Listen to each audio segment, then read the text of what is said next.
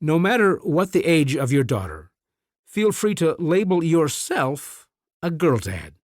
Newborns, school-age girls, and young women all need to feel cherished by their fathers. Their future depends on it.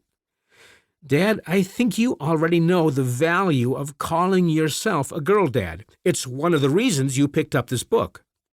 Your heartfelt concern about your daughter's future gives me the opportunity to remind you of a couple overarching principles. One, it's a long journey. You will always be her dad, and you should expect bumps along the way. And two, we're talking about her future, not yours. I have an inkling of what you might be envisioning for your daughter, but I could be way off. Before continuing, let's agree on this simple truth. 2 or 3 decades from now, your daughter could be blossoming in any number of amazing pursuits. As long as she loves who she is, loves her dad, and loves God, then the two of you are on the right track. There's no doubt that caring dads of daughters are desperate for answers. This book for dads of daughters digs a little deeper and is intended to make you think a little harder. But I think you're ready for it. You want trustworthy advice that you can apply this very day. All that to say, this book is not your typical fathering resource. For sure, I promise to deliver my own best insight and loads of empathy, goodwill, and experience. If I do say so, what I have to offer is well worth your investment of time and money. But this book doesn't stop there. This book goes beyond my personal limitations, way beyond. That becomes clear as soon as you come to the bonus section added to every chapter. You see, a funny thing happened on the way to the publisher.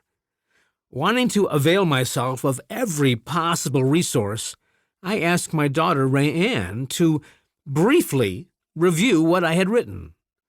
She loves me, she's brilliant, she has opinions, and she's brutally honest. She spent weeks reviewing what I had written, and she made it better, more accurate, more revealing, more valuable. My sweet and wonderful Rae didn't change what I had written. I wouldn't let her. Instead, she added page after page of indispensable, honest, and insightful commentary, sometimes turning what I had written upside down, but mostly just making sure some critical points were not overlooked. In the book, we're calling those moments of counterpoint Rae Anne's reality checks. And you can find at least one of those eye-opening sections at the tail end of every chapter. What's more, she used her experience as a friend, small group leader, team captain, and visionary to add another dimension to the book. Based on real-life situations, Rae Anne came up with questions that fathers might be or should be asking, and she follows up with candid advice about your daughter that I couldn't begin to deliver.